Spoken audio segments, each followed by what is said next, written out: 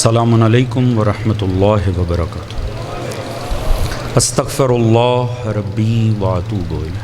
اعوذ باللہ من الشیطان الرجیم۔ بسم اللہ الرحمن الرحیم۔ یا من ذکرہ شرف الذاکرین، الحمد للہ رب العالمین، الذی لم یتخذ صاحبۃ ولا ولدا ولم یکن لہ شریک فی الملک ولم یکن لہ ولی من الذل وکبرہ تکبیرا۔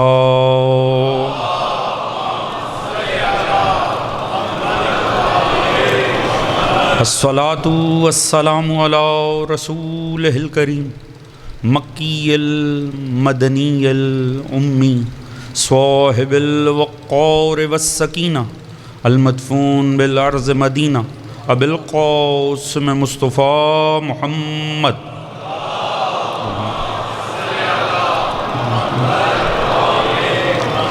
وعلی آلہ الطیبین الطاہرین المعصومین، الذین اذھب اللہ عنہم الرجس وطہرہم تطہیرا۔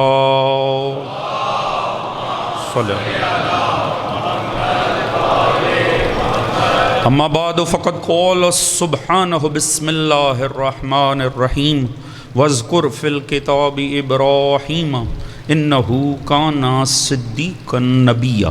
درود بر محمد وآل محمد صلی اللہ علیہ۔ دعا ہے رب کائنات، بسط کے ذکر محمد وآل محمد اس فرش عزا کا بچھائے جانا، منتظمین کی یہ کاوش، تمام بزرگان کی اس میں شرکت، پروردگار عالم اپنی بارگاہ عالی میں قبول و منظور فرمائے۔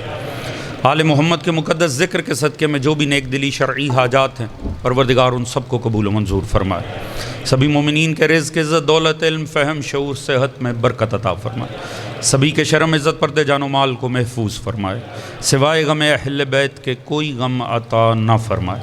پروردگار امام زمانہ علیہ السلام کا ظہور جلد فرمائے۔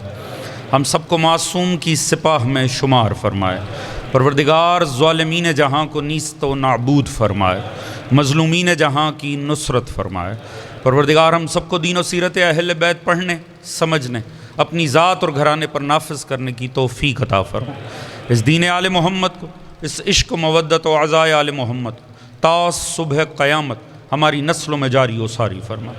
ہم سب کا خاتمہ بالحق بالخیر دین اہل بیت پر قرار فرمائے، اور آخرت میں سبھی مرحومین سمیت ہم سب کو شفاعت محمد و آل محمد سے بہرہ مند فرمائے۔ ایک باواز بلند درود پڑھ لیں، محمد و آل محمد صلی اللہ علیہ محمد و آل محمد۔ اجازت ہے جی بات کا آغاز کیا جائے۔ حضرات سامعین، خدا کا کروڑا احسان ہے کہ اس مختصر سی زندگی میں اس نے ایک مرتبہ پھر سے ہمیں یہ توفیق عطا فرمائی کہ ہم فرش عزائے امام عالی مقام پر موجود ہیں۔ اس سے زیادہ حضور نصیب کی کوئی بلندی نہیں ہو سکتی، اس سے بڑھ کر مقدر کی کیا یاوری ہو سکتی ہے۔ یہ بڑی عظمت کی بات ہے، لہٰذا اس فرش عزا کی قدر بھی ہونی چاہیے۔ حضور کتنی اہم سعادت ہے۔ انسان کا مزاج ہے، جو نعمت اسے حاصل ہو تو اس کی قدر اس کے ذہن میں، دل میں راسخ نہیں ہو پاتی۔ ذکر امام عالی مقام کا برپا کیا جانا، اس ذکر کو پڑھے جانا، اس ذکر کو سنے جانا، حضور یہ سنت پروردگار ہے۔ آپ نے قصص کی کتابیں اٹھائیے، انبیاء کے واقعات کو اٹھا کر پڑھنا شروع کریں۔ آپ کے مکتب میں بہت سی روایات جو اس بات پہ غمازی کرتی ہیں کہ کسی نہ کسی ایرا میں اللہ نے تقریباً ہر اس نبی کو جو اس مخصوص خطۂ زمیں سے تعلق رکھتا تھا، اس کی زندگی کے کسی نہ کسی دور میں اللہ نے کربلا سے گزارا ضرور۔ بہت ساری روایات آپ علماء سے سنتے بھی ہوں گے، آپ پڑھیں گے بھی۔ اور ان انبیاء کو جب بھی اللہ نے سرزمین کربلا سے گزارا تو ان پر کوئی نہ کوئی افتاد پیش آ گئی، کوئی نہ کسی مشکل میں اللہ نے انہیں ملوث کر دیا، کوئی نہ کوئی تکلیف انہیں آئی۔ کسی نبی کا آپ واقعہ پڑھیں گے، وہ جا رہے تھے تو پاؤں میں ٹھوکر لگی اور لہو جاری ہو گیا۔ کسی کے متعلق آپ پڑھیں گے کہ وہ گرے اور ان کے سر پہ چوٹ آ گئی، کوئی اور آپ واقعہ پڑھیں گے، کوئی نہ کوئی تکلیف، اور جب اس نبی کو تکلیف آئے گی تو وہ نبی اللہ سے سوال کرتا کہ پروردگار میرے ساتھ یہ معاملہ کیوں درپیش ہوا؟ پروردگار نبی کے اس سوال کو جواز بنا دے گا ذکر حسین ابن علی کا۔ پتہ نہیں کتنے دوستوں نے توجہ فرمائی ہے۔ اللہ جواز بنا لے گا واقعہ کربلا کوٹ کرنے کا، نبی سنے گا، خدا سنائے گا۔ اگر آپ کی توجہ ہو سامنے بیٹھے ہوئے دوستوں کی، حضور نبی سنیں گے، اللہ سنائے گا۔ خدا ہی بہتر جانتے ہیں ہم کتنے خوش قسمت ہیں۔ حضور ذکر حسین کی شان کیا ہے؟ اللہ جواز بنا بنا کے، بہانے بنا بنا کے خود ذاکر ذکر حسین بنتا ہے، نبیوں کو سامع ذکر حسین بنا لیتا۔ یا علی یا حضور، اس ذکر کا سننا سنت انبیاء ہے، اس ذکر کا کرنا سنت پروردگار ہے۔ یہ ذکر، بس اس ذکر کے ساتھ انسان کو اخلاص کا رویہ ہونا چاہیے۔ حضور اس کی قدر ہونی چاہیے۔ اس کی قدر یہی ہے کہ اس کے اندر موجود روحانیت کو برقرار رکھا جائے، اس کے اندر جو اسپرچویلٹی کا پہلو ہے وہ ڈیمیج نہیں ہونا چاہیے، وہ ضائع نہیں ہونا چاہیے۔ جس طرح ہمارے بزرگ اس کا اہتمام کرتے تھے تو ان کے مد نظر سب سے زیادہ توجہ تقدس کے پہلو پر ہوتی تھی، لہٰذا اس کے اندر جو تقدس کا پہلو ہے وہ امتداد زمانہ سے ضائع نہیں ہونا چاہیے۔ ایک درود پڑھیے گا محمد و آل محمد کی عزت ہو، اللہم صلی علی محمد و آل محمد۔ گزشتہ سال آپ کو حضرت موسیٰ علیہ السلام کے حوالے سے میں نے کچھ زحمت دی تھی، اگر آپ کے اذہان میں کچھ نہ کچھ اس کا کوئی نہ کوئی خاکہ باقی ہو۔ اور دیکھیے یہ خدا کی جانب سے ہے، ہر خطیب کی کوشش ہوتی ہے کہ جب وہ کوئی بات کرے تو اس کے مد نظر بہت سارے معاملات اور حالات ہوا کرتے ہیں، تو کچھ میں نے آرائز پیش کی تھیں جنہیں آپ نے عملاً چند ماہ میں، گزشتہ چند ماہ میں روپذیر ہوتے بھی دیکھا ہوگا۔ میں نے آپ کے سامنے فرعون اور موسیٰ کے سارے معاملات بیان کیے تھے، اور حضور آپ نے گزشتہ سال کے اندر اندر وہ تمام معاملات کو عملاً دیکھا بھی۔ ایسا ہی ہے نا حضور؟ آپ نے وارثان فرعون بھی دیکھے ہوں گے، وارثان انبیاء کی شان بھی دیکھے، ایسا ہی ہے نا؟ آپ نے دیکھا وارثان انبیاء نے انبیاء کی سیرت پہ عمل کیا، اور وارثان فرعون فرعونیت کے اوپر اڑے رہے۔ مگر بہرحال ہم نے زمانے کو، ہم نے حالات کو CNN اور BBC سے نہیں، قرآن و اہل بیت سے سمجھتے ہیں، لہٰذا ہمیں پتہ ہے ہر دور کا فرعون ذلیل ہی ہونا ہے، ہر دور کے موسیٰ کو کامیاب ہی ہونا ہے انشاءاللہ۔ ایسا ہی حضور امثال اگر اجازت دیتے ہیں تو خواہش ہے کہ آپ کو حضرت ابراہیم علیہ السلام کا قصہ سنایا جائے، اور مقصد ابراہیم کا قصہ سنانا نہیں، اصل میں تو وہ استقامت کو جاننا ہے۔ یہ اہل حق ڈٹ کیسے جاتے ہیں؟ اہل حق کے پاس کیا صلاحیت ہے؟ یہ من کا کہاں سے آتا ہے حضور کہ انسان، لہٰذا استقامت در قرآن انشاءاللہ ہمارا عنوان رہے گا۔ اس حوالے سے گزارشات پیش کرنی ہے۔ میرا مزاج آپ پہچانتے ہیں، آپ کی طبیعت سے میں آگاہ ہوں حضور، فضائل کے پہلو میں رہ کے انشاءاللہ، کیونکہ مقصد تو ذکر آل محمد ہی ہے۔ میرا تو بطور طالب علم اس بات پر ایمان ہے، اللہ نے آل محمد سے پہلے، محمد و آل محمد سے پہلے جتنی الہی شخصیات دکھائی ہیں وہ فقط مقدمہ فضائل محمد و آل محمد ہے۔ اللہ ذہن انسانی کو بتدریج بلند کر رہا تھا کہ یہ اس قابل ہو جائیں کہ جب ان کے سامنے علی و بطول کے فضائل پڑھے جائیں نا تو ان کی فکریں چٹک نہ جائیں۔ توجہ فرما رہے ہیں حضور؟ لہٰذا حضور انشاءاللہ استفادہ کریں گے قرآن سے، استفادہ کریں گے ابراہیم کی مقدس، مگر پہچاننے کی کوشش کریں گے اس استقامت کو جو اہل حق کو حاصل ہے۔ اب تو آپ کی استقامت دنیا کو سنانے کی ضرورت نہیں، دکھ رہی ہے۔ اب بھی نہ کسی کو نظر آئے تو پھر اندھا ہی ہو سکتا ہے حضور۔ اب تو اہل بیت کے مکتب کی حقانیت کو سمجھنے کے لیے نہ قرآن اٹھانے کی ضرورت ہے نہ تعلیمات اہل بیت، صبح کا اخبار ہی پڑھ لیا جائے تو عظمت مکتب آل محمد سمجھ میں آ جائے۔ سلامت یا توجہ فرما رہے ہیں حضور، اس مکتب کی حقانیت اب بھی نہیں کسی پر واضح تو حضور پھر بدقسمتی ہے، پھر اسے چاہیے کہ وہ اپنے توجہات کو تبدیل کرے، کیونکہ اب تو انتہائی معاملات واضح ہوتے چلے جا رہے ہیں۔ یہ استقامت کہاں سے آتی ہے حضور؟ آپ کے سامنے بس اسی لیے جواز بنائیں گے انشاءاللہ حضرت ابراہیم کی مقدس زندگی کو۔ ارشاد خداوندی ہو رہا ہے سورہ مبارکہ مریم 41ویں آیت، ارشاد خداوندی بسم اللہ الرحمن الرحیم، وَاذْكُرْ فِي الْكِتَابِ إِبْرَاهِيمَ إِنَّهُ كَانَ صِدِّيقًا نَبِيًّا۔ کیا خوبصورت آیت ہے خدا کی قسم۔ فرمایا ذکر کرو کتاب میں میرے ابراہیم کا، بے شک کہ وہ میرا صدیق نبی تھا۔ میں ویسی عرض کر رہا ہوں، کرنٹ افیئرز مد نظر ہیں تو آج کل پتہ نہیں کیا بات ہے، سوشل میڈیا کھولو تو لفظ صدیق پہ بڑی بحث جاری ہے۔ آپ نے بھی یقیناً دیکھا ہوگا، ہمارے مکتب میں نہیں، کسی مکتب میں کوئی خلفشار چل رہا ہے، سنا کسی بزرگ نے کوئی شعر پڑھ دیا اپنے مکتب میں رہتے ہوئے، اب چونکہ شعر عظمت علی کا پڑھا، اللہ جانے ہمارے مکتب پہ اللہ کے کون کون سے احسانات ہیں، ان میں سے سادگی سے ایک احسان بتاؤں، کوئی بیچارہ اپنے مکتب میں رہ کے کہیں تھوڑا سا عظمت علی یا اہل بیت بیان کر دے، خدا کا احسان دیکھے دنیا کہنے لگتی یہ شیعہ ہو رہا ہے۔ اللہ اکبر، اللہ یا علی یا علی یا۔ دیکھیے دنیا نے خود ہی اہل بیت کے حقوق ہمارے نام رجسٹر کر دیے ہیں،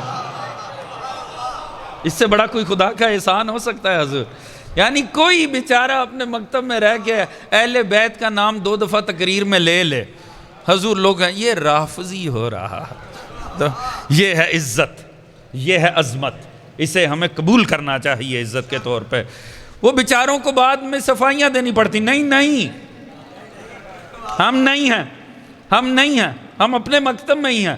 وہ کہتے ہیں نہیں، یہ جو آپ ذکر کر رہے ہیں نا اس سے شک پڑ رہا ہے، رافضیت کے جراثیم آ رہے ہیں، اس میں شیعت آ رہی ہے، دنیا والوں لوگوں پہ تمہیں شک ہوتا ہے، آئیے ہم سے ملیں، ہم کھل کے شیعان علی ابن ابی طالب۔ خدا کا کروڑا احسان، یا یہ باعث سے فخر بات ہے۔ حضور وَاذْكُرْ فِي الْكِتَابِ إِبْرَاهِيمَ إِنَّهُ كَانَ صِدِّيقًا نَبِيًّا، ذکر کرو میری کتاب میں ابراہیم کا، بے شک وہ میرا صدیق نبی تھا۔ اب تک آپ کی توجہات میرے ساتھ ہو جانی چاہیے، انشاءاللہ بول کے ساتھ دیں گے تو لطف آئے گا۔ وَاذْكُرْ، ذکر کرو، یہ کون حکم کر رہا ہے؟ پروردگار۔ کس کے ذکر کی بات کر رہا ہے؟ یہ تو نہیں کہہ رہا میرا ذکر کرو۔ ابراہیم غیر اللہ میں سے ہے نا، ابراہیم مخلوق خدا ہے نا، ابراہیم عبد خدا ہے نا، اس کا مطلب ہے اللہ عبد خدا کے ذکر کی دعوت دے رہا ہے۔ اللہ رب العزت فرما رہا ہے ذکر کرو میرے ابراہیم کا۔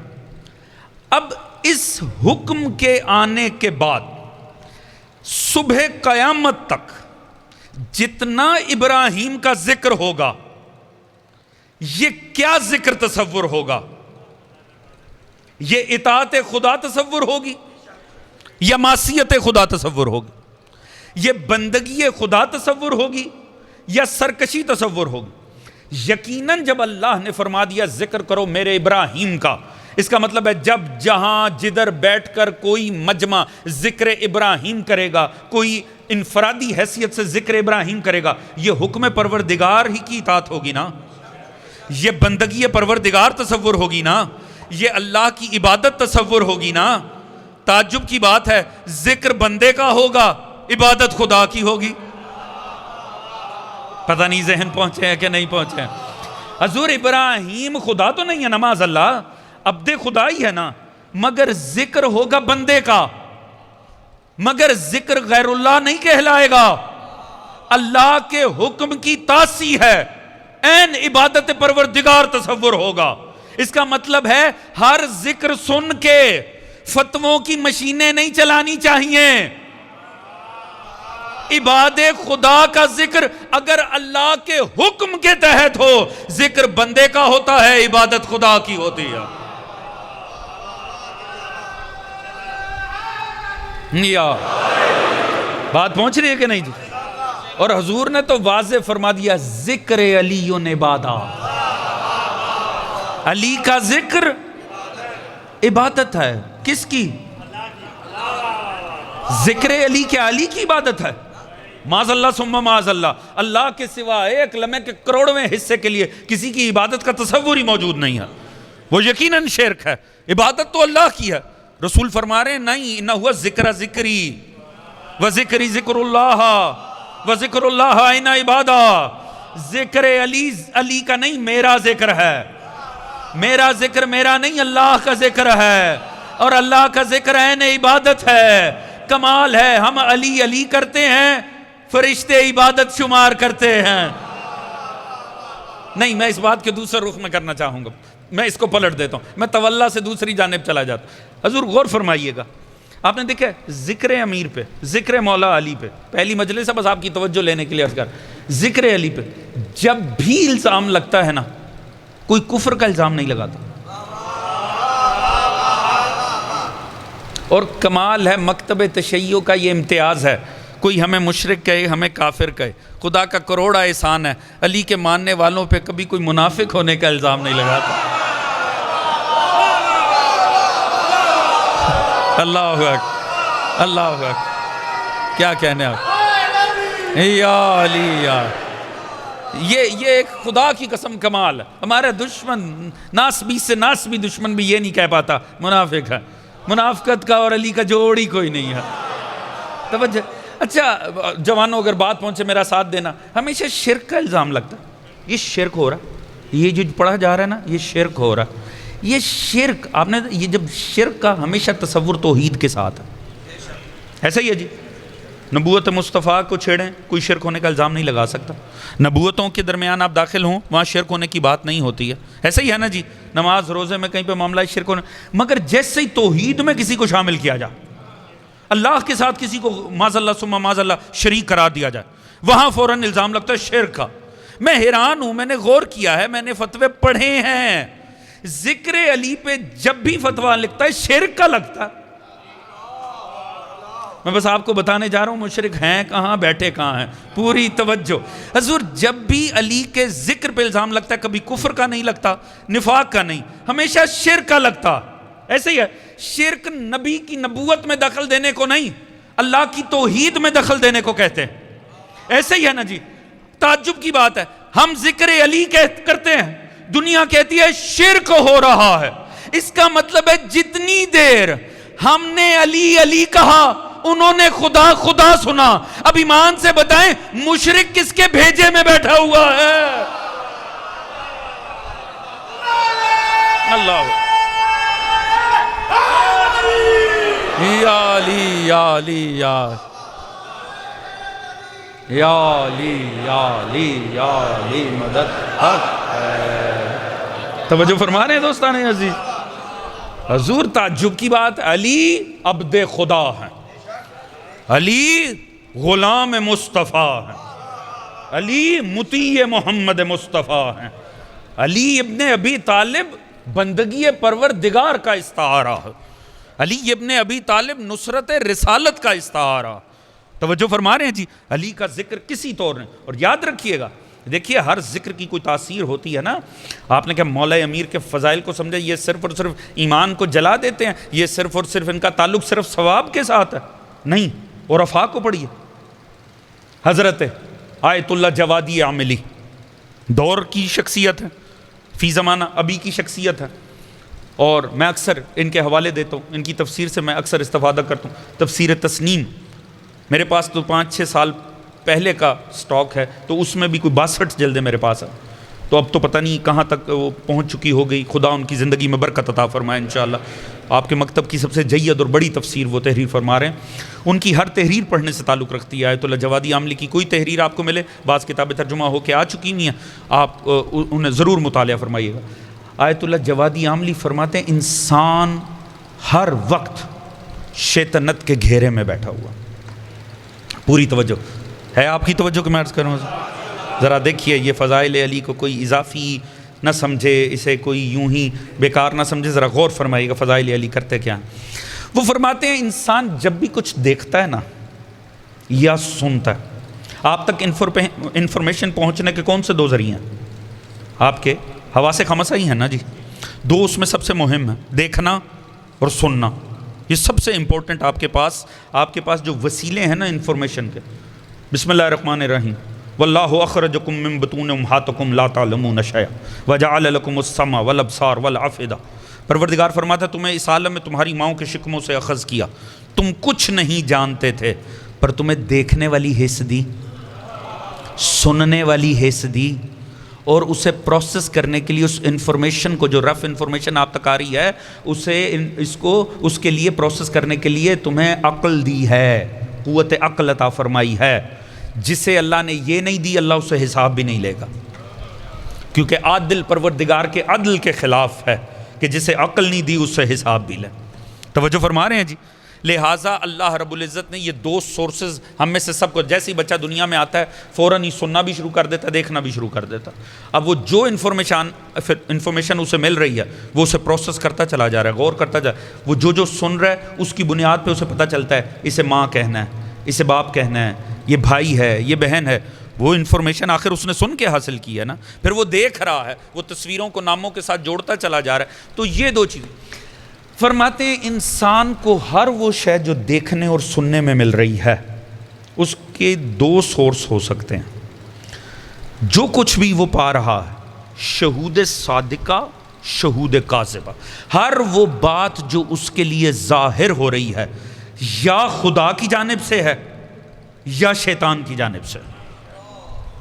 غور فرمائیے گا، بڑا لطیف نکتہ اگر میں پہنچا سکوں۔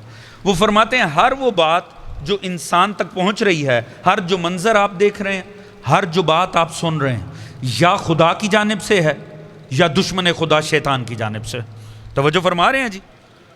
اگر وہ نگاہ اور وہ سنی گئی بات آپ کو حق سے قریب کر دے تو وہ خدا کی جانب سے، اگر وہ آپ کو شیطان کی طرف لے جائے تو وہ ابلیس کی جانب سے ہی۔ اسی لیے پوری شریعت کا سادہ سا فارمیٹ بیان کر دوں، ہر وہ شے جو آپ کی روحانیت کو کانوں کے ذریعے، نگاہوں کے ذریعے آپ کی عقل تک پہنچ کے ڈیمیج کر دے، اللہ نے اسے یا مکروہ کر دیا یا حرام کر دیا۔ اور ہر وہ آواز اور ہر وہ منظر کہ جو آپ کو خدا سے قریب کر دے اسے یا مستحب بنا دیا ہے یا واجب کر دیا۔ بات پہنچ رہی ہے کہ نہیں حضور؟ علماء کو کوئی شوق نہیں ہے آپ سے آپ کے لطائف چھیننے کا، انہیں کوئی شوق نہیں ہے زبردستی چیزیں حرام کرنے کا۔ مسئلہ یہ ہے وہ وارثان ائمہ و انبیاء ہیں، وہ پابند ہیں جو دین ان تک نبی اور معصوم کے ذریعے پہنچا ہے اسے آپ تک پہنچانا۔ اگر وہ کسی آواز کو حرام قرار دے رہے ہیں تو حضور اس میں ان کا ذاتی مفاد نہیں ہے، خدا نے اسے آپ کے لیے حرام کیا ہے۔ کیوں؟ کیونکہ وہ کہیں نہ کہیں آپ کی روحانیت کو ڈیمیج کر دے گا۔ ہر شے روح کی غذا نہیں ہوتی، بعض چیزیں بدروح کی غذا بھی ہوتی ہیں۔ توجہ فرما رہے ہیں جی؟ سننے سے پہلے بھی دیکھنا ہے کہ آیا دین کیا کہہ رہا ہے، دیکھنے سے پہلے بھی فیصلہ کرنا ہے دین کیا کہہ رہا ہے، کیونکہ حضور شہود صادقہ بھی ہو سکتا ہے، کاذبہ بھی ہو سکتا ہے، ملکی اور رحمانی بھی ہو سکتا ہے، نفسانی اور شیطانی بھی ہو سکتا ہے۔ وہ فرماتے ہیں آپ جو دیکھ رہے اور سن رہے ہو وہ یا خدا کی جانب سے ہے یا شیطان کی جانب۔ مگر اب کیا کریں، بدقسمتی ہے، رہتے ہی ایسے زمانے میں نہ نگاہوں کو بچایا جا پا رہا، نہ کانوں کو بچایا جا رہا، ایسے ہی ہے جی، ہر بات میں نجاست شامل ہو چکی ہے۔ کیا کریں؟ خبریں دیکھنے بیٹھیں گے تو پھر بھی نگاہوں میں الگ نجاست جا رہی ہے، کانوں میں الگ نجاست جا رہی ہے۔ اب تو نجاست ہوتے ہوتے ہوتے نوحوں اور منقبتوں میں داخل ہو گئی ہے. اب پتہ نہیں کل کو شاید ممبر پہ بھی آ ہی جائے گی. حضور کیا کریں، کیا کریں، کیسے بچائیں نگاہوں کو، کیسے بچائیں کانوں کو؟ ہر طرف شیطنت پھیلی ہوئی ہے. تو ایسے میں جب شیطان اتنا طاقتور ہو گیا کہ وہ آپ کی اور میری روحانیت کو ڈیمیج کرنے کے لیے اتنے ابزار اس نے بنا لیے ہیں، اتنے ذرائع بنا لیے ہیں، تو پھر لطف پروردگار کا تقاضا تھا نا، جب اتنے نجس ذکر کانوں میں آ رہے ہیں تو دوسری طرف کوئی تو ایسا مقدس ذکر ہو. پتہ نہیں بات پہنچ پائے گی کہ نہیں.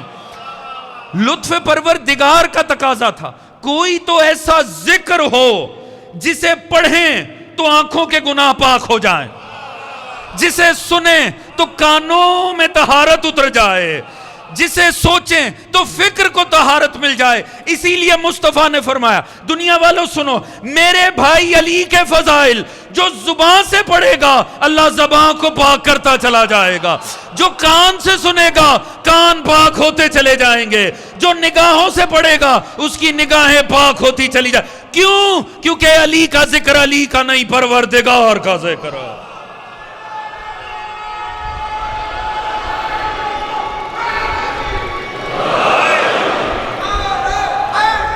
یا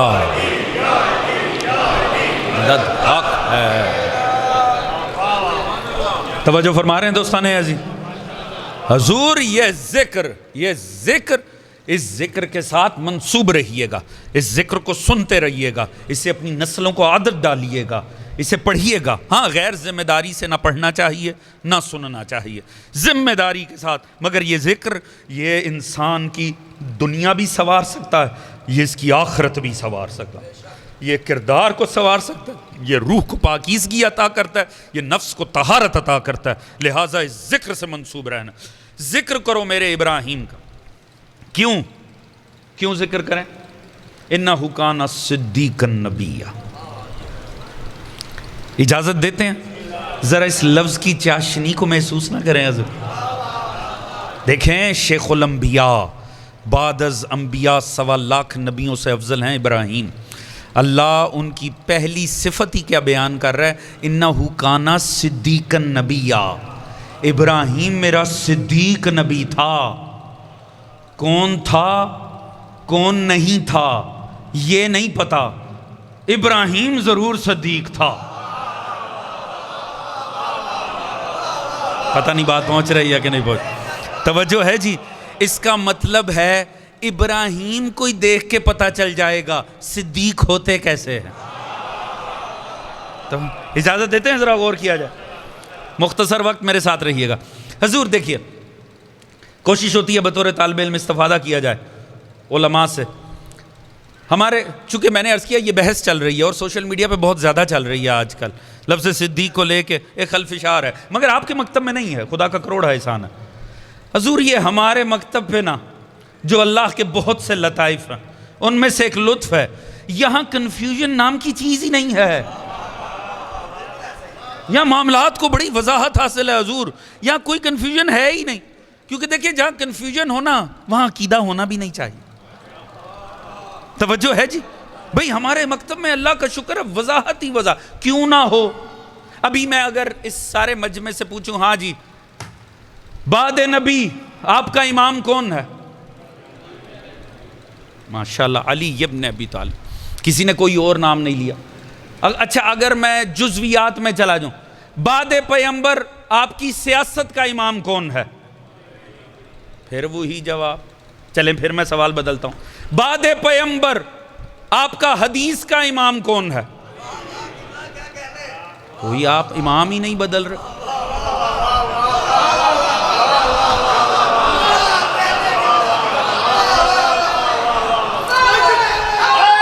یار چلیں میں کوشش کر دیکھتا ہوں، بعد پیغمبر آپ کا فقہ کا امام کون ہے؟ تعجب کی بات ہے، آپ نے بدلا ہی کچھ نہیں. دنیا سے پوچھا یار، دنیا سے پوچھا بعد پیغمبر آپ کا کون امام ہے، انہوں نے ایک نام لیا. حضور میں نے آگے بڑھ کے سوال کیا، اچھا سب سے بڑا عالم کون ہے؟ انہوں نے کہا فلاں صاحب۔ لیں ان سے دین؟ کہا نہیں، وہ دین دیتے ہی نہیں ہیں۔ اچھا ان سے حدیث لوں؟ کہا نہیں، وہ دیتے ہی نہیں۔ حدیث کس سے لینی ہے؟ اس کے لیے ایک اور سیٹ آف امامت ہے۔ آپ امام بخاری کے پاس جائیں گے، جناب مسلم کے پاس جائیں گے، کہا چلیے ان کے پاس چلتے ہیں۔ اچھا یہ حدیث دیں گے، ان سے فقہ لیں؟ کہا نہیں نہیں، اس کے لیے ایک اور سیٹ آف امامت ہے، وہ حضرت ابو حنیفہ کی خدمت میں حاضر ہونا پڑے گا، جناب احمد ابن حنبل کے پاس جانا پڑے، ان کے پاس گئے۔ اچھا حضور ان سے فقہ لیں، عقیدہ ان سے لیں؟ پتہ چلا نہیں، اس کے لیے ایک اور سیٹ آف امامت ہے، وہ حضرت ماتوریدی کی خدمت میں حاضر ہوئے۔ آپ دیکھ رہے ہیں ہو کیا رہا ہے؟ پتہ نہیں بات پہنچ رہی ہے کہ نہیں؟ اب سمجھیے گا دین میں کنفیوژن کیسے ہوتی ہے اور وضاحت کیسے ہوتی ہے۔ حضور یہاں بعد پیغمبر سیاست کا امام بھی علی، دین کا امام بھی علی، فقہ کا امام بھی علی، حدیث کا امام بھی علی۔ وہاں جتنی جگہوں پہ جائیں گے ایک شے ملے گی، دوسری کے لیے دوسرا امام، اس سے تیسرا امام۔ آپ کے خیال میں اس کا نتیجہ نہیں نکلنا تھا؟ نتیجہ نکلا، اور 1400 سال بعد واضح ہے۔ حضور وہاں فقط 4 امام ہیں، نمازیں 4 طرح کی ہیں، یہاں 12 امام ہیں ایک طرح کی۔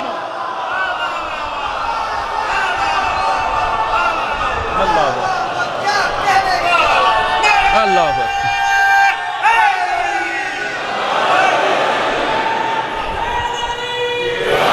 یا علی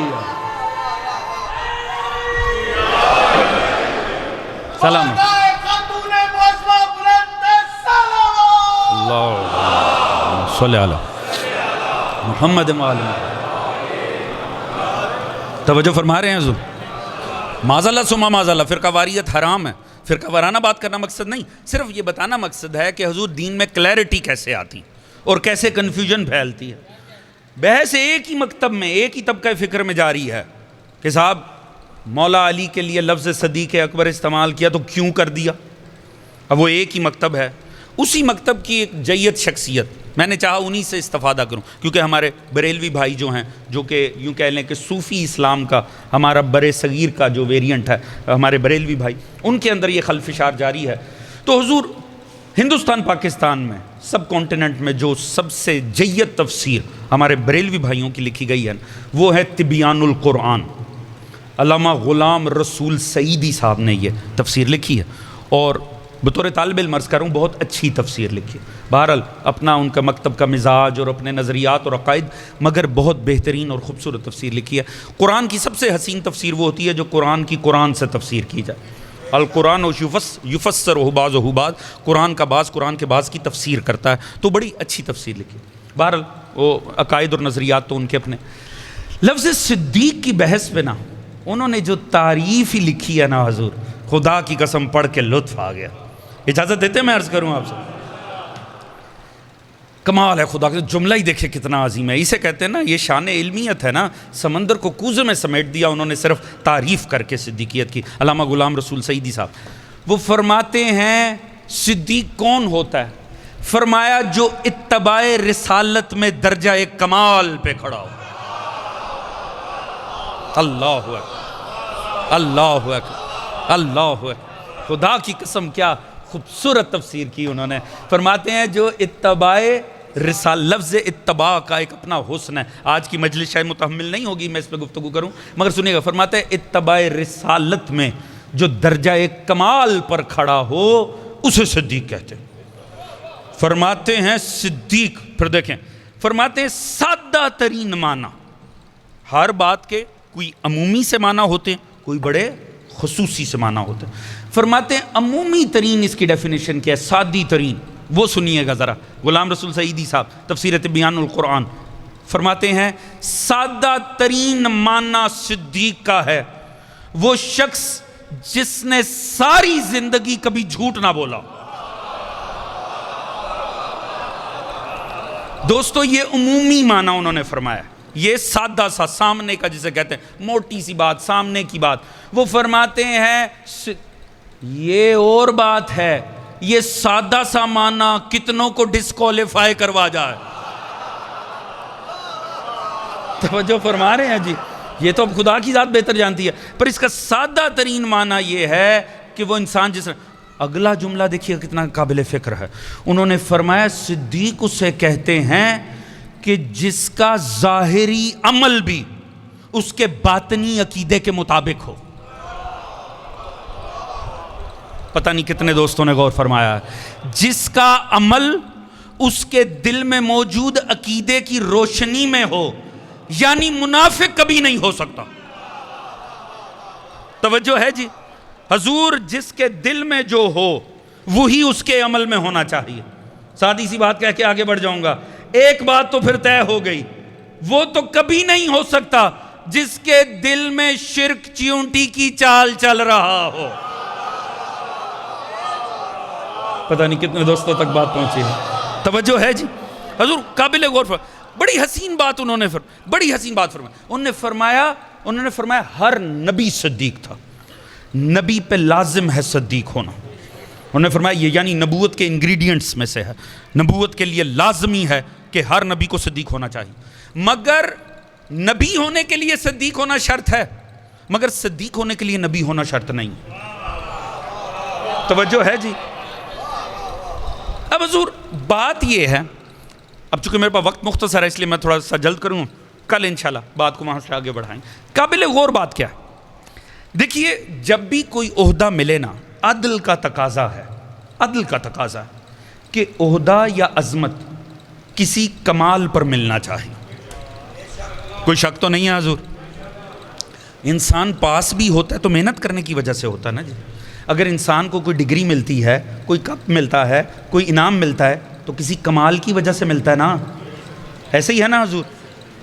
لہٰذا لازم ہے کہ وہ عہدے جو قرآن نے بیان کیے ہیں وہ انہیں ملنے چاہیے جن سے کمال ظاہر ہو. کوئی شک تو نہیں آپ کو محسوس ہوا میری بات؟ دیکھیے پیغمبر کی اندیکھی بات کی تائید. حضور اندیکھی بات کی تائید سے ڈگری مل جائے، یہ خود سے ایک قابل کوسچن بات ہے. دیکھیے صرف سچ بولنے پر ڈگری مل جائے، آپ کا کیا خیال ہے؟ یہ سچ کوئی کمال ہے؟ سچ بولنا کوئی بہت بڑا جوہر ہے؟ جھوٹ بولنا بے شرم ہونے کی دلیل ہے. سچ بولنا بنیادی انسانی اخلاقیات میں سے ہے. آپ کا خیال ہے آپ نے سچ بولا تو کوئی بڑا مارکا مار دیا؟ سچ کے علاوہ تو کچھ بولنا ہی نہیں چاہیے. دیکھیے میرا تعلق ایک اور ملک سے بھی ہے، میں وہاں کا بھی نیشنل. میں ان افراد سے ملوں گاڈ لیس، کسی خدا پر ایمان ہی نہیں ہے، ایتھیسٹ، ملحد، کسی خدا کا تصور ہی نہیں رکھتے، کسی دین کے پیروکار ہی نہیں. معنی کیا ہے؟ یعنی وہ اپنے آپ کو پابند شریعت ہی نہیں سمجھتے کسی نبی کا. میں آپ کو گارنٹی سے کہہ رہا ہوں آپ ان سے جھوٹ بولیں دوسری دفعہ آپ سے سلام بھی نہیں کریں گے.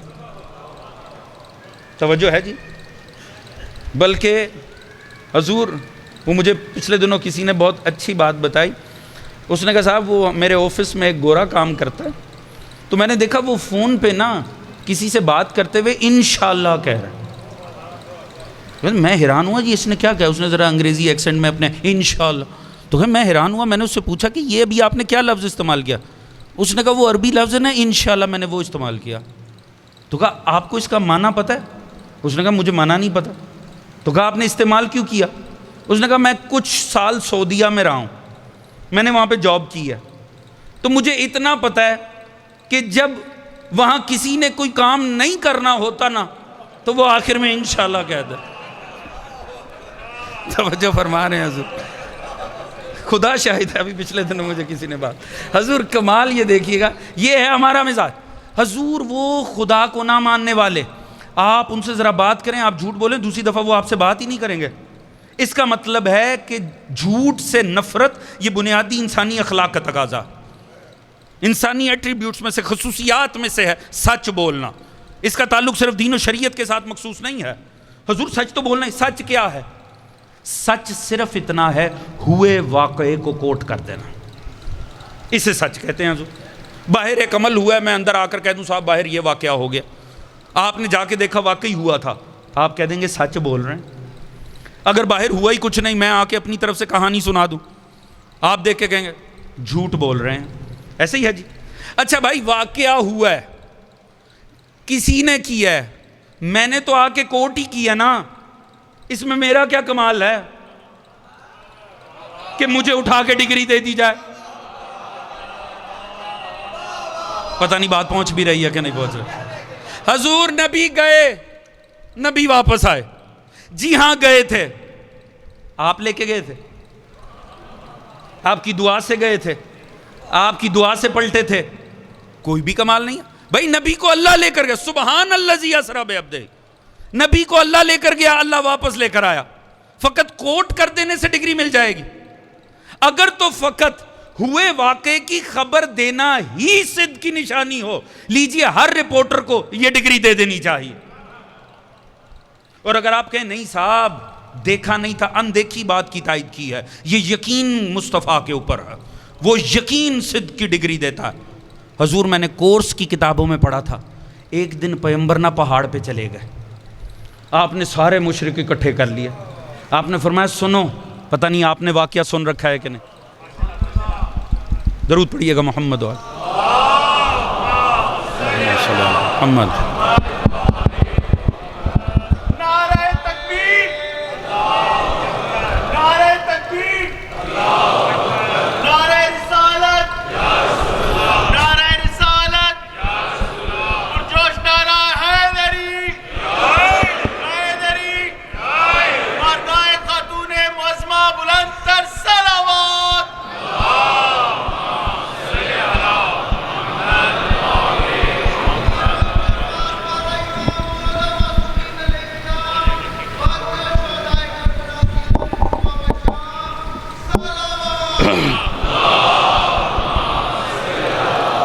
ٹھیک ہے.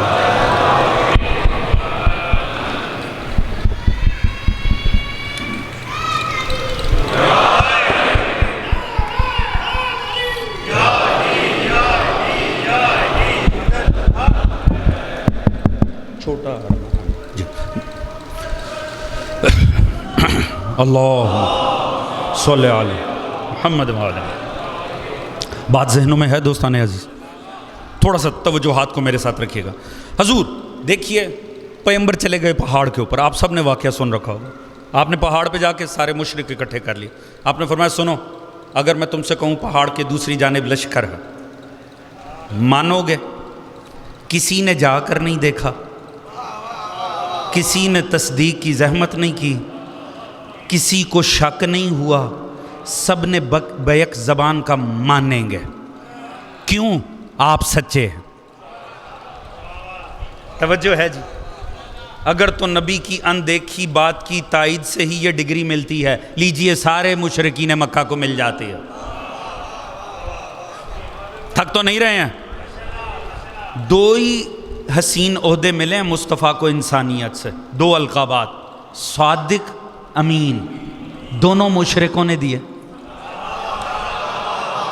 نہیں بات پہنچ نہیں رہی ہے, میں جملہ بدل کے عرض کر دیتا ہوں. حضور دو ہی القابات مصطفیٰ کو حسین ملے, صادق امین, دونوں مشرکوں نے دیے, مسلمانوں نے تو اپنے ہی جیسا سمجھ لیا ہے مصطفیٰ. تو جو ہے حضور انہوں نے کہا ہم مانیں گے, کیوں؟ آپ ہیں ہی سچے.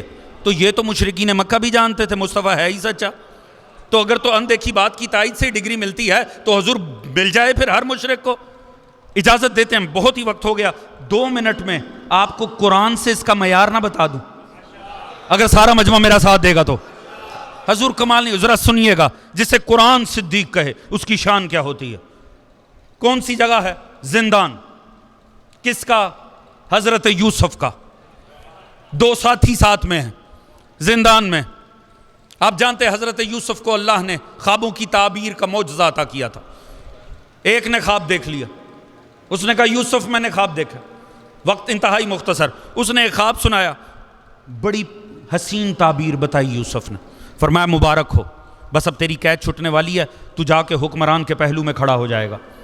وہ خوش ہو گیا, اسے بتایا تو اس کا پرائیویٹ ساقی بن جائے گا. لیجئے ایک زندان میں موجود قیدی کو سرکاری نوکری کی نوید مل جائے, اس سے زیادہ خوش کس نے ہونا تھا؟ اس نے ہاتھ میں، اس نے کہا حضور کمال ہے، جزاک اللہ۔ دوسرے نے بھی خواب دیکھا ہوا تھا، وہ آگے بڑھا، اس نے کہا یوسف میں نے بھی خواب دیکھا، تو نے کیا خواب دیکھا؟ اس نے اپنا خواب بتایا۔ جناب یوسف نے فرمایا مسئلہ خراب ہے۔ کہا کیوں سرکار، میرا کیوں مسئلہ خراب ہے؟ آپ نے فرمایا تو بھی رہا ہونے جا رہا ہے، پر سیدھا سولی پہ جائے گا تجھے۔ اس نے خواب تھا روٹیاں میرے سر پہ ہیں اور پرندے کھا رہے ہیں، کہا تیرے مغز کو پرندے کھائیں گے، تو سولی کے اوپر جا رہا ہے۔ پوری توجہ اس جملے کے اندر، پورا لطف ہے۔ اگر آپ دوستوں نے غور فرمایا، بالیدہ فکر مجمع ہے، بات ضائع نہیں ہونی چاہیے۔ جیسی اتنی ہولناک تعبیر سنی نا، اس نے کہا میں نے تو کوئی خواب ہی نہیں دیکھا۔ پہلے دوست سے لے کر آخری دوست تک اگر بات پہنچے میرا ساتھ، میں آپ کو ایک جملے میں بتانے جا رہا ہوں، توجہ میری جانب، کہ صدیق قرآنی کسے کہتے ہیں۔ جیسے ہی اس نے کہا نا میں نے تو کوئی خواب ہی نہیں دیکھا، پہچانیے گا، یوسف نے کہا اچھا میں نے جو کہنا تھا وہ کہہ دیا۔ اللہ اکبر، اللہ اکبر، اللہ اکبر۔ فرمایا میں نے جو کہنا تھا، ایک پہنچا حکمران کے پہلو میں، دوسرا پہنچا سولی پر۔ اسے کہا تھا مجھے بھی یاد رکھی اس کے پاس جا کے، یہ بھول گیا۔ ایک دن پنکھا جھل رہا ہے، حکمران نے بھی خواب دیکھ لیا تھا، اس نے سارے جوتشی اکٹھے کیے، اس نے کہا اس طرح کی گائیں ہیں، اس طرح کھا رہی ہیں، بتاؤ اس کا تعبیر کیا ہے؟ سارے آئے، کسی نے تعبیر نہیں بتائی۔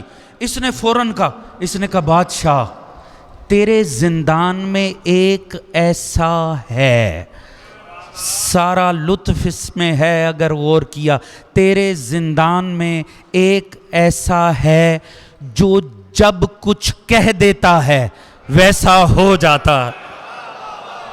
پتہ نہیں کتنے دوستوں نے توجہ کی ہے، کاش آواز درست ہوتی لطف آ جاتا۔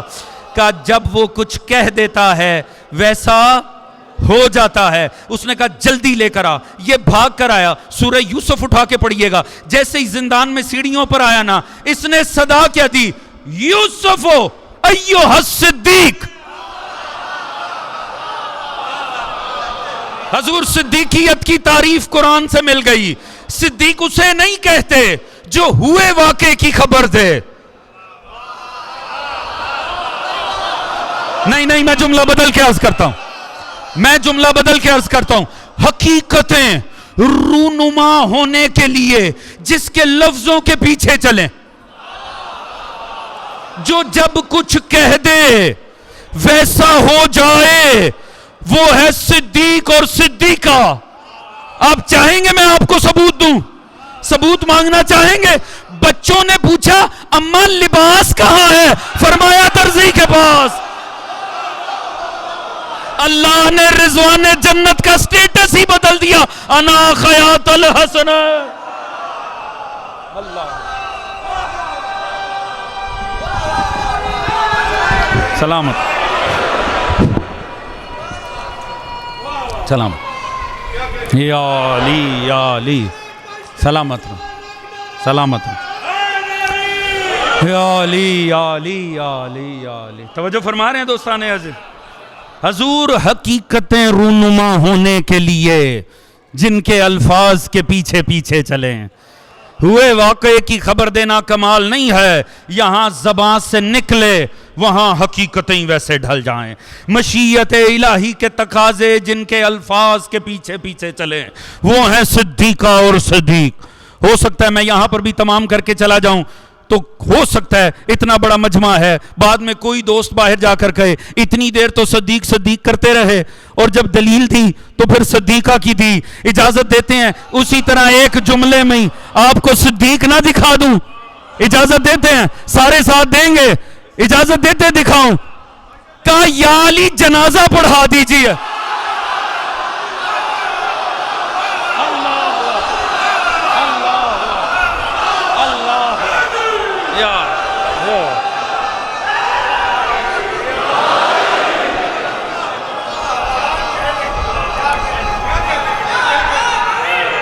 یا علی یا علی مدد، سلامت رہیے گا۔ یہ ذوق سماعت فضائل آل محمد سلامت رہے۔ توجہ فرما رہے ہیں جی. کہا پڑھا دوں؟ حضور پڑھا دیجئے. پڑھا دیا جنازہ صدیق اکبر نے. آپ بیٹھے ہلا رہے ہیں اٹھ جا اٹھ جا.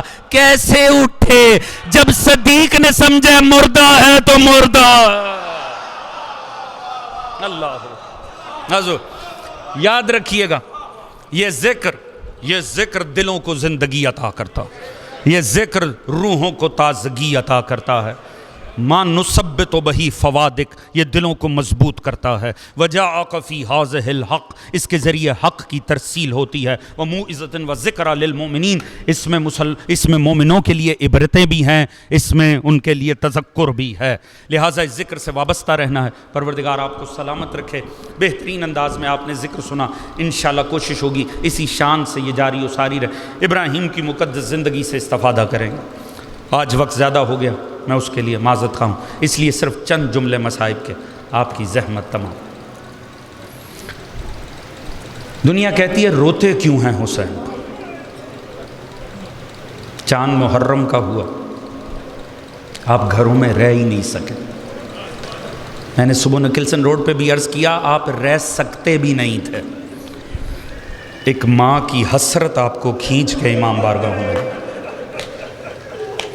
آپ رہ سکتے بھی نہیں تھے. وہ انسان عزادار اور گھر بیٹھا رہ جائے، ممکن ہی نہیں ہے. ایک دکھیا ماں کی آس، ایک خشک رومال آپ کو کھینچ کے عزاخانوں میں لے ہی آتا ہے. کھڑے ہیں دربار ولید میں حسین. چند جملے بس عرض کر پاؤں گا، وقت زیادہ ہو گیا. کل سے انشاءاللہ وقت کے مطابق سلسلہ گفتگو رہے گا. کھڑے ہیں دربار ولید میں امام حسین. دوستو کیوں نہ روئیں، کیوں نہ ماتم کریں؟ نہ بلایا عباس کو، نہ صدا دی علی اکبر کو، فقط لہجہ اونچا ہوا، دروازہ بھی ٹوٹ گیا. شہاب ثاقب کی طرح تلوار لہراتا ہوا غازی آ کے امام کے سامنے کھڑا ہوا. کس بدبخت نے اونچے لہجے میں بات کی ہے؟ دیکھ لیا منظر. اب مجھے بتاؤ کیوں نہ ماتم کریں؟ جس حسین کو ایسے اکبر و عباس دستیاب تھے، چند دن بعد کربلا میں کھڑے ہو کر کہہ رہا تھا حل میں ناصر ینصر. ہے کوئی جو اس غریب کی مدد کو آئے گا؟ ہے کوئی جو اس غریب کی مدد کو آئے گا؟ نہ آنسو آئیں تو آنکھیں نیچے کر لیجئے گا. احترام مسائب مد نظر رہے. حضور کیوں نہ روئیں حسین ابن علی کو؟ دوستو گھر آ گئے امام. جناب زینب عالیہ چہرے سے ہی پہچان گئے، مزاج شناس ہے امامت کی جناب زینب عالیہ. بھیا حالت کیا ہو رہی ہے؟ کام امت مجھے نانے کی قبر پہ رہنے نہیں دینا چاہتی. بس بہن اب تیرے بھائی کی زندگی کے سفر کا آخری سفر کا آغاز ہوا چاہتا ہے. اتنا سننا تھا، تڑپ اٹھی. کوہرام مچ گیا بنی ہاشم کی حویلی میں، اور پتہ چلا حسین جا رہے ہیں، مدینہ اجڑنے جا رہا ہے. عبداللہ ابن عباس آیا. یقیناً اچھی نیت سے ہی مشورے دیے ہوں گے، مولا ان پر یقین نہ کریں، مولا خیال. امام نے فرمایا نہیں، الہی وعدوں کی تکمیل کا وقت آ رہا ہے. اچھا اگر جانا ہی ہے نا تو بیبیوں کو لے کے مت جائیے گا. جیسے ہی کہا نا بیبیوں کو لے کر نہیں جائیے گا، پردے سے آواز آئی جناب زینب کی، ابن عباس تیری جرت کیسے ہوئی؟ تو نے کیسے سوچ لیا کہ حسین چلا جائے گا زینب زندہ رہ جائے گی؟ تو نے یہ کیسے سوچ لیا؟ حضور گھر آئی ہیں اپنے شوہر سے اجازت لینے کے لیے. شوہر سے اجازت لینے جناب عبداللہ بن جعفر طیار، آپ جانتے ہیں نا یہ رئیس ہے، رئیس مدینہ ہے. گھر آئے، دروازہ کھولا، قیامت نہیں تھی. دیکھا زینب عالیہ مٹی پہ بیٹھی ہوئی. تڑپ گیا، آقا زادی میری زندگی میں مٹی پہ بیٹھ گئی ہے. کہا آج زوجہ بن کر نہیں بیٹھی، آج سوالی بن کر بیٹھ گئی. میرا بھیا حسین جا رہا ہے، زینب کو ساتھ جانا اجازت دیجیے. کہا میں روک سکتا ہی نہیں ہوں. جب آپ کے بابا نے آپ کا ہاتھ میرے ہاتھ میں دیا تھا، آپ کو میرے نکاح میں دیا تھا، اسی وقت کہا تھا عبداللہ میں اپنی زینب تیرے حوالے کر رہا ہوں، مگر یاد رکھ جب وہ وقت آئے کہ میرا حسین مدینہ چھوڑ کر جائے تو زینب کو پابند نہ کرنا، حسین کے ساتھ بھیج. ایک کوہرام ہے. آخری بات کرتے ہیں زحمت تمام. حضور معاملہ یہ ہے، کوہرام مچا ہوا ہے، کوہرام ہے، اور تمام بیبیاں دو بزرگ خواتین بنی ہاشم کی، جناب ام ہانی اور جناب ام سلمہ ام المومنین، یہ دونوں لاٹھی ٹیکتی ہوئی آئیں، کمریں جھک چکی ہیں. بیٹا حسین نہ جاؤ، مدینہ تباہ ہو جائے گا، مدینہ اجڑ جائے گا. کہ نہیں نانی، نانا سے کیے ہوئے وعدوں کی پاسداری کا وقت آ رہا ہے. اچھا بیٹا لازمی جانا ہے. ہاں نانی اماں جانا ہے. اچھا بیٹا اللہ کی زمین بڑی وسیع ہے، جہاں جانا ہے چلے جاؤ، اس زمین پہ نہ جانا جس کا نام کربلا. اجرکم علی الزہرا. ہائے کہنے والوں پر سلام. یہ ہائے کی صدا بلند ہونی چاہیے. یہ ہائے نہیں، تسبیح پروردگار ہے. یکم محرم ہے دوستو، آج نہ روئیں گے تو کب روئیں گے. کہا آپ کے نانا نے مجھے شیشی دی تھی، اس میں خاک کربلا ہے. کہا تھا ام سلمہ جب یہ لہو ہو جائے سمجھ لینا میرا حسین 3 دن کا پیاسا مارا گیا ہے. کہا نانی اماں آپ چاہیں گی میں آپ کو یہیں سے بیٹھ کر کربلا کی زیارت کروا دوں؟ اب یہ دیکھے رونے کا وقت آ رہا ہے. ہاں مجھے زیارت کرواؤ. ابو تراب کے بیٹے کا اشارہ ہونا تھا. زمین مدینہ پست ہو گئی، کربلا ابھر کے سامنے آ گئی. کہا نانی اماں یہ وہ جگہ ہے جہاں میرے جوان علی اکبر کا سینہ توڑا جائے. نانی اماں یہ وہ جگہ ہے جہاں قاسم پامال ہو جائے گا، یہاں میرے غازی کے بازو جدا ہوں. اور یہ وہ جگہ ہے ساری رات جہاں میری ماں پتھر چنتی رہے گی، کیونکہ وہاں 13 ضربوں سے مار دیا جائے گا. بس آخری جملے زحمت تمام. دوستان عزیز اللہ جانے کتنی دیر لگی ہے امام کو اس حویلی سے نکلنے میں. راوی کہتے ہیں جناب ابو الفضل العباس باہر آئے اور ایک صدا دی. صدا کیا تھی؟ ایسی صدا تھی عجیب اثر ہوا. سارا مدینہ خالی ہو گیا، چوک چوراہے خالی ہو گئے، لوگ گھروں کے اندر چلے گئے. ایسا محسوس ہوتا تھا ستارے بھی پردہ کر گئے ہیں. کیوں؟ عباس نے آ کر صدا دی ہے الحجاب الحجاب الحجاب. ایک جملے میں اس مجمع کو رونے کے لیے عرض کروں، کیا فرق پڑتا ہے جب غازی ہو اور جب نہ ہو؟ جب غازی ہو صدا دیتا ہے الحجاب، جب غازی نہ رہے علی کی بیٹیاں مل کے کہتی واہ حجابا. چل پڑا قافلہ، چل پڑا آخری جملہ، چل پڑا قافلہ. مگر راوی کہتا ہے ایسے لگتا تھا حسین کا کچھ بہت ہی قیمتی پیچھے رہ گیا ہے، کیونکہ فرزند رسول پلٹ پلٹ کر دیکھتے تھے، پلٹ پلٹ کر دیکھتے تھے، آگے کی جانب رخ کرتے تھے، پھر پلٹ کے دیکھتے تھے، مگر قافلہ رک نہیں رہا تھا. اتنے میں ایک سوار بھاگتا ہوا آیا اور آ کے کہا ابو الفضل العباس ذرا قافلہ روک دیں. کہا کیوں؟ کہا ذرا پلٹ کے آئیے گا. عباس گھوڑا بھگا کر پیچھے گئے. اللہ جانے کون سا منظر دیکھا. عباس بھاگ کے واپس آئے. کہا مولا سواری سے اتر آئیں. کہا کیوں؟ کہا مولا بیمار صغرا کنیزوں کے جرمٹ میں آ رہی ہے، آخری مرتبہ اس غریب سے ملتے جاؤ.